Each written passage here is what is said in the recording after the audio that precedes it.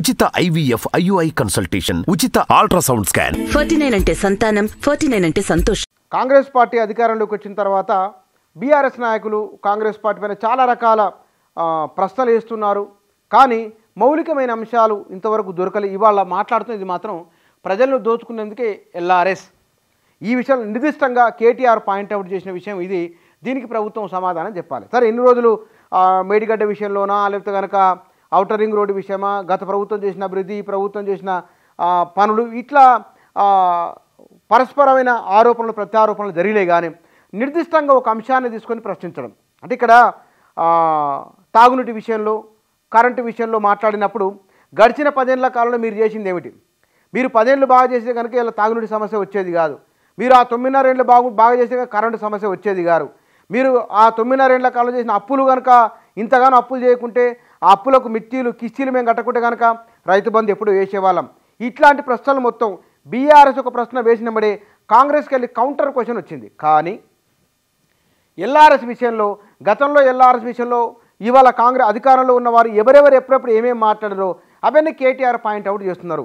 ఆనాడున్న ప్రభుత్వ నిర్ణయాన్ని వ్యతిరేకించినప్పుడు ఇవాళ కాంగ్రెస్ పార్టీ అధికారంలోకి వచ్చింది.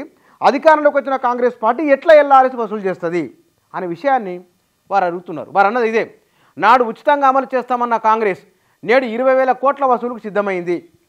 అప్పుడు కేసులు వేసిన కోమటిరెడ్డి ఇప్పుడు ఏం చేస్తారు? రద్దు చేస్తామన్న ఉత్తమ్ మాట్లాడరేం? ఛార్జీల రద్దు కోరుతూ 6న అన్ని నియోజకవర్గాల్లో ధర్నాలు, 7న కలెక్టరేట్లకు వినతులు. ఇది LRS విషయంలో ఇది బీఆర్ఎస్కు వర్కౌట్ అయ్యే అవకాశం ఉంది. ఎందుకు?